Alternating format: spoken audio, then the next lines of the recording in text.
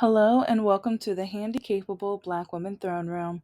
My view of humanity is a whole new tea. Okay, let's get some petty tea because I know this story is kind of getting old, but yeah, it's like part of me was just like I have a lot to talk about kind of with this subject, but it's going to be a blend because I've heard a lot of perspectives and a lot of stories and hypotheses, ideas and things. But yeah, this is going to be, yeah, get some snacks, get some petty tea because this is coming from the perspective of someone who dated someone who is bipolar and schizophrenic and someone who I never planned to date. Remember, this is Mr. Lockakey. If you've been listening to the videos, you already know about the pasta situation or when we went to Olive Garden and he tricked me. And while I was working on my second master's, especially like he was like love bombing me at first, but once I was halfway done, he didn't want me to finish. And so I literally had to hide out at McDonald's, Taco Bell, and Subway to do homework, or even just like sometimes the library and things like that. But who is the things this man did? But okay. Well, first, hi, hello, if you're brand new, handicapable black woman. I was undiagnosed and mistreated, and I don't. Majority of me thinks it was bigotry, racism, and things like that. Some of it is because since I have a perfectly healthy like twin sister, they're like, since nothing's wrong with her, nothing's wrong with you, blah blah blah. So I am in the process of trying to see if I can take them to court for yeah, that dollar because after all of the punishments and the torture and things that I had to suffer through and the mental, I mean, not even just physically, but mentally, till this day, I will never forget what my mother used to always tell me when no one else was around. As long as you walk like that, no one's ever going to want you, love you, or marry you. And so when people tell me, or especially when I was little, it's like, oh, sticks and stones may break your bones, but words will never hurt you. Those are lies.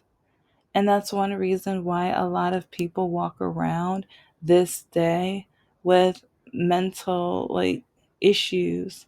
That's why some of them have such low self-esteem, low self-worth, and some of them, it's like that's why some people get divorced because it's like as once they realize that they're worth more, once they realize that it's not their fault, once they realize they're going through the mental ABUSC, it's like they wake up and they're like, let me get me out of here.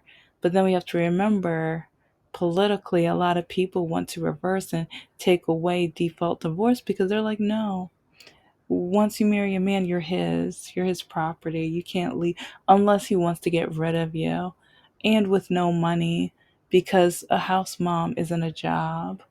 So I don't know. It's just, and so many people blame me for never being married.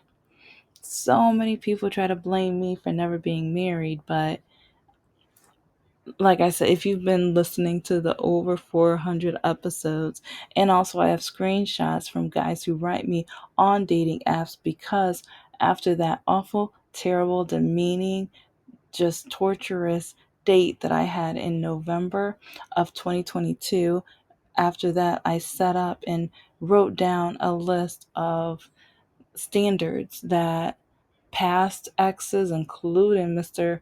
Lockakey and Mr. No Heart, including Mr. No Heart, they didn't fulfill majority of them, and or if they did fulfill, their family members or whatever would put me down for those skills, including my education and political thoughts and things like that.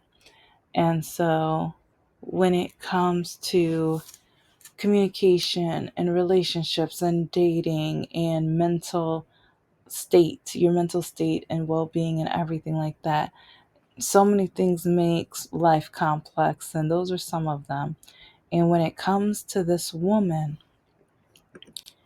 the way she was telling that story, it kind of reminded me of some of the things my ex would do, Mr. Lockakey. Because yeah, this episode says a lot of even therapists were coming out saying that, or that almost like that hypothesis wise, giving their thoughts of what the diagnosis would be.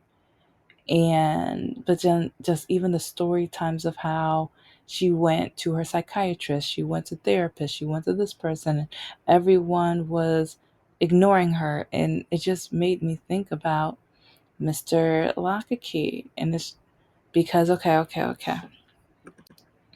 remember, okay, this is the guy who stole from my purse and everything. But it, and I've said the story, so I've said the short version so many times. But there were so many red flags because I met him on, guess what site? Guess what dating site? And it wasn't an app yet. Yeah, this is before smartphones. Yeah, I'm showing my age, but whatever. I met him on Plenty of Fish. And the thing was, he wrote me, and I looked at his profile, and he was nothing of the type of person I would ever want to date. And so I was like, you know what? It's like, I hope you find your princess. And that's the thing. Some men, they demand women to be nicer to them when they declined or say no, or they're not interested, or they're in a relationship or whatever. Men are keep demanding us to be nice.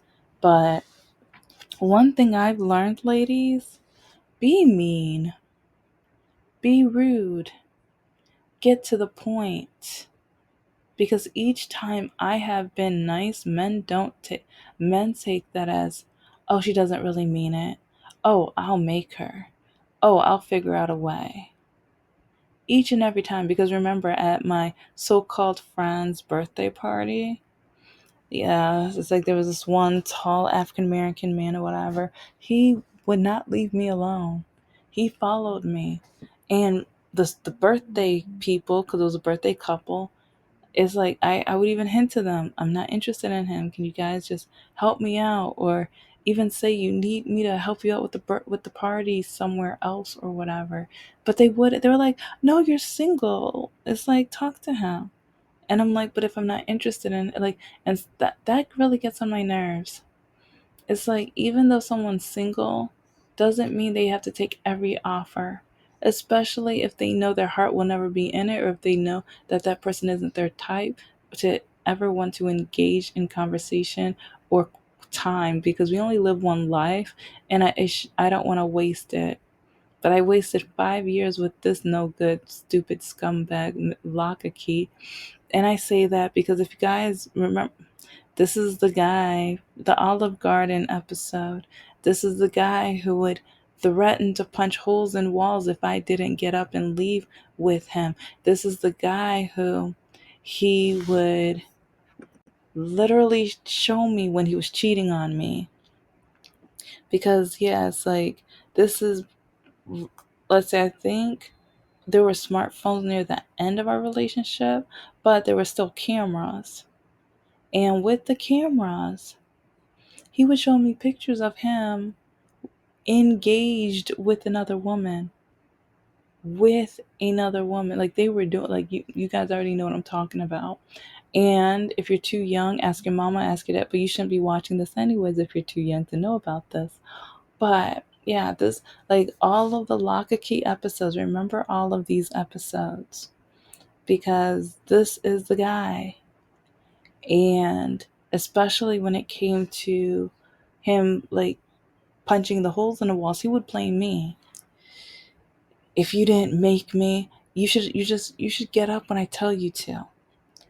It's like, you don't need to study all that time. You don't need to focus on that stuff. What is that stuff gonna get you? It's not gonna get you anywhere. So, and he was like, oh, so you're trying to make more money than me? Oh, so you want to try to be special? Why would you try to be better than me? That's not fair. No, you're probably thinking that because you just got fired from your job because you got caught stealing again. That's why you feel that way. You're trying to blame me when you keep messing up, and it's even with his GED. At first, he was supposed to get a high school diploma. He lied to me and told me he had his high school diploma too. But yeah, he lied. And he lied at the taco party.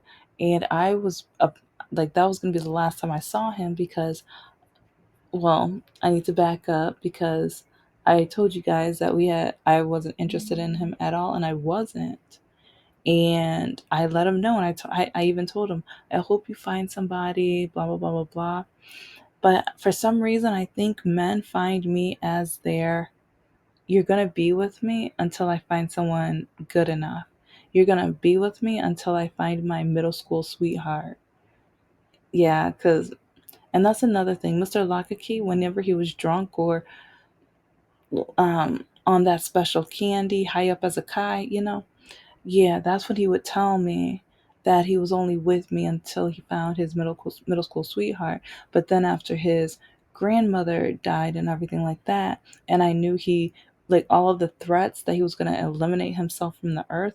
And see, that's another thing. Like when the woman was talking about her quote unquote relationship with the therapist and how he would allow her to do A, B, and C, and it's like, yeah, everything was so twisted because with Mr. Lockakey, like whenever he threatened to eliminate himself from the earth, he would then turn around and say that I wanted him to do that, that I was forcing himself to do that, and that it's like he knew that I was going to do everything in my powers to make sure he never got back with his middle school sweetheart. And I was like, no, I want you to be with her. Every time I try to break up with you, you threaten yourself, but then you tell me that you don't want anything to do with me.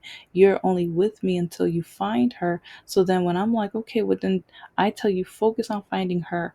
I don't want to be in this. And then like it was just a never ending cycle. It was frustrating. And it's like the only, and I know some people are like, then why did you? Like when I wrote him and I told him I was not interested, he would not take no. And back then, this is why I say be mean, be rude, say what you gotta say, be blunt. I felt bad blocking people. And I think one reason is because so many people blocked me in their lives because remember, undiagnosed disability. I walk differently and I was limping in the pain, and then I was going through a lot of emotional pain and trauma and confusion because everyone was telling me it was my fault. I want attention. I'm a liar. And I'm just jealous of my perfect sister, and just so many different things where with I didn't want anything to do with him, but then he kept telling me, hang out with me, spend time with me. You're so beautiful. You're so nice. Like he was love bombing. Like that was his talent or whatever.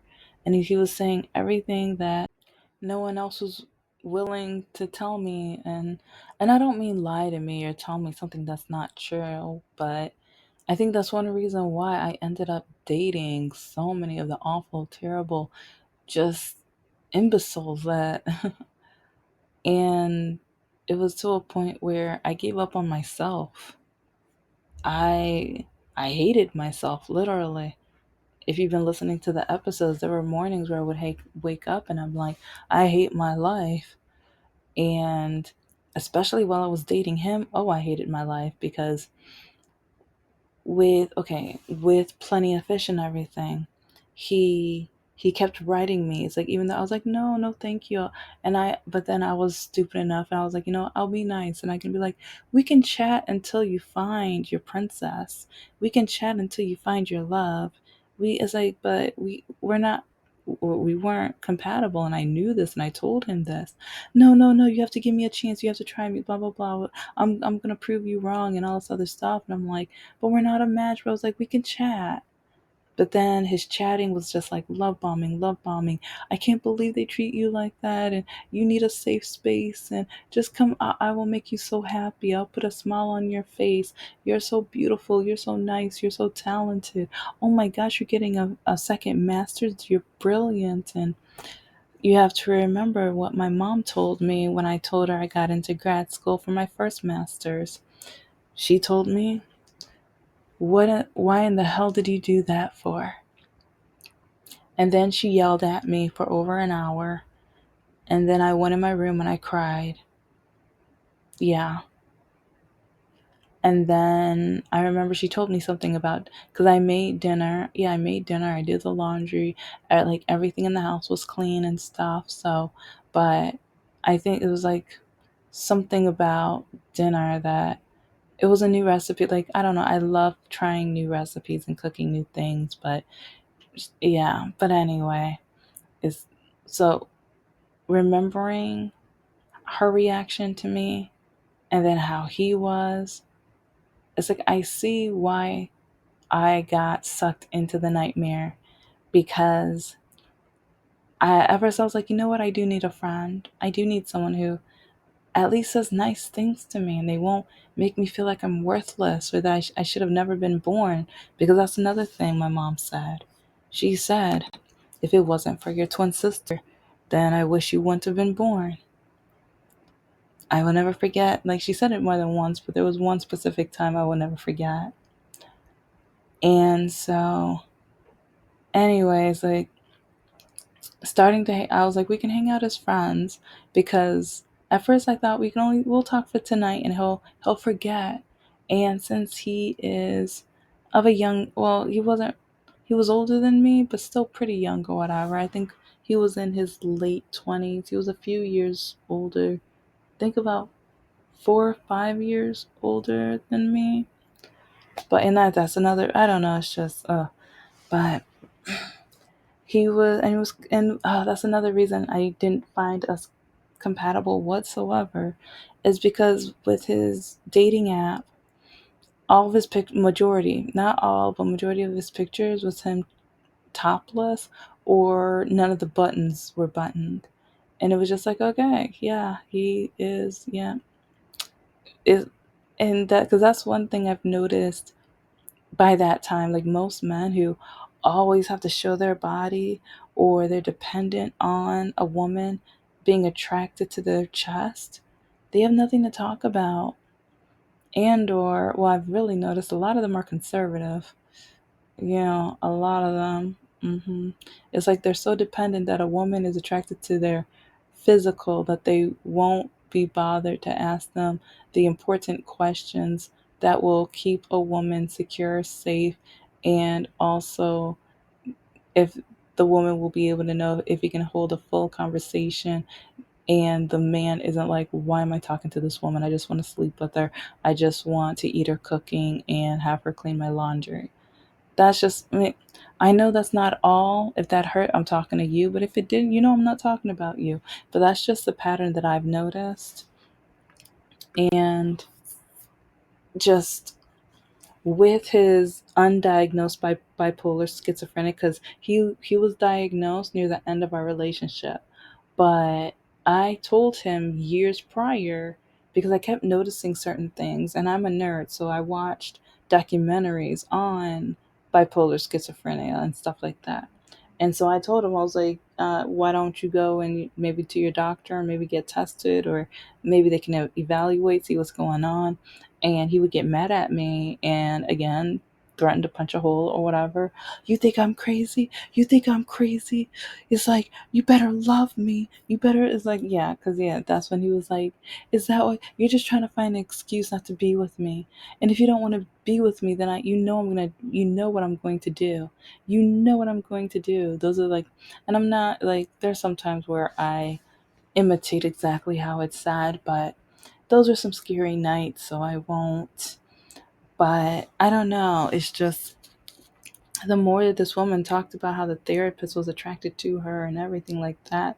And even with my ex, like there were times where, like at the beginning, when he would, Because I would turn him down. I'm like, no, it was like, we shouldn't be dating. We can be friends. And but then it was love bombing and love bombing. But then I would give him a compliment to make him feel better. And so later he's like, but you said this and you said this, and it was at a point where the love bombing and love, like, I wasn't used to that.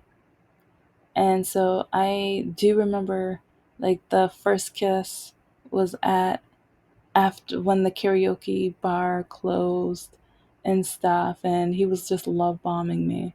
And it's like, I know I've said it several times, but you do not know how much. And especially with everything going on at home and all of the terrible things and being called a liar and people saying that I'm making up my situation with why I walk the way I do. Nothing's wrong with you. It's like you're just lazy. Oh, you just want attention. Oh, since your sister's so amazing, you just drag your feet because you want to be looked at. It's like that's the only thing, that you're so desperate. That's the only way you can get people to look at you. So, with all of that going on, and then Mr. Lockakey, you're beautiful, you're smart. Oh my gosh, I can't believe I found a woman like you. It's like you're so sweet and you're so caring and you're so empathetic and you listen to me. It's like I don't have anybody to listen to me. And so it was just like on and on and on to the point where it's like part of me, especially with the low self esteem, waking up saying I hate my life, and part like especially is like after I finished college, I kept applying for jobs, finding awful, terrible jobs. The one, the banking one, or like customer service one, that was a nightmare because for some reason, after I turned one of my coworkers down to date, all of a sudden I get all of the perverts on the 1-800 number, and they're calling me, getting themselves, with the eggplant. What? Let's just say, yeah, they were playing with their eggplant. Yeah, let's just say that. And I kept saying, it's like, okay, can you please filter? Like, I don't know why I keep getting, like, some nights I was getting two, three, four, five of those types of calls in the same night. So I'm petty. It's like this is when the petty parts started coming in and everything, because everyone kept blaming me for everything in my life, and it's like there was just one night where I was so frustrated, where I was like, oh, so you're not going to help me out with me keep getting these calls? Okay. And so, yeah, I lost that job, and on purpose, because I was so tired of, it's like, because I told the manager, I told the person above him, it's like I turned the supervisor down, or I forgot what the supervisor was called, but whatever. But it's like I told them, and they were just like, oh, well, maybe you need to give him a chance. It's like, maybe if you give him a chance, those calls will stop. Then I found out they were best friends. Yeah, yeah. So when it when it came to like trying to apply for other jobs, like, because this was the type of job where you didn't even, I don't think you even needed a college, yeah, you didn't need a college degree whatsoever. And so, but I kept applying for jobs, but that was one of the only jobs, like, because I worked at the zoo and I just started doing promotional modeling. And so I was still kind of new, so I didn't work every day or every week or whatever. And so I was doing the phone service or whatever weekdays, and then a lot of the weekends I was working for promotional modeling. And then that slowly grew, whatever, but then still trying to find the long term type of job, getting home being told I was never going to do anything in my life. I could only be a maid and I'm worthless. And so I don't know. It's just like, especially after my surgery, after getting diagnosed and starting, like, when I wrote the original version of my novel, but then after my surgery, like, I think it was like 2 or 3 months after my surgery, I, I started rereading it again because I was already like, I don't really know if it's good enough. I don't really, it's like it doesn't have that pop. And then I started realizing it doesn't have the pain, it doesn't have the suffering, it doesn't have the mental like the hate that I like of my life that I've had. It doesn't have the mental abusc that I've had to suffer through. And that's not fair for the reader. They need to know the character's pain. They need to know what people with disabilities go through. And especially when it comes to dating, because you don't know how many men would tell me that I need to give them a chance because no one else is going to want me because of my disability, or it was undiagnosed, but men kind of saw me as prey. Since I walk differently and things like that, certain type of men, they see me like, ooh, yeah, low self-esteem. Ooh, she walks differently. Ooh, like, yeah, it's like she will be, all I have to do is say A, B, and C and things like that. But with Mr. Lockakey, is he would turn things around all of the time. And like one reason why I mentioned the therapists and the psychologists and everything like that, when it came to everybody around him, he would say, this person loves me because, this person hates me because, and at the same time you're looking at the situation, or especially when you were there, and you're like, but that's not what happened. But then he was like, but they said A, B, and C. No, no, no. They said A, B, and C if, or when, or after, blah, blah, blah. I was like, you're only hearing the one, because I even remember when I was trying to break up with him, and I was like, if you can maintain yourself, if you can stop threatening to punch holes in the walls, if you, but then all he would hear was, I will stay with you. I will think about marrying you, because it's like, but I only said that because, yeah, I'm gonna need a full story time. But I remember there was one night he was threatening his life, and he was like, I won't do it if you marry me. I won't do it if you married me. You better marry me. But then I would be like, what about your middle school sweetheart? You keep telling me she's the love of your life. What about if you marry me and then you find her after? It's like, what about, because I was like, that won't be fair to me that all of a sudden you're just going to divorce me for her. But then he was like, well, you don't really want me anyway. Do you know how frustrating that is? If you already know that I don't want you anyway, but then you're going to keep blackmailing me, threatening me with your life and everything. But it's like, if I don't marry you, but then you admit that once you find the love of your life, you're going to drop me like a bad habit, and you're just using me to your advantage. But it's like, and that's, but I've noticed that's a lot of men though, because if you've been listening to my recent episodes, I told you about that one guy when his ex girlfriend or whatever took their kids to Alabama and everything. But instead of chasing them down, he kept trying to make me fight for him. And that's including when he started, sleeping with go check out that episode or whatever. But it's like a lot of men that I've met, especially once they see me as prey with my now diagnosed disability, they think I'm supposed to chase them, or they think I'm supposed to be desperate for them, because since I have a disability, no one's ever going to want me or love me.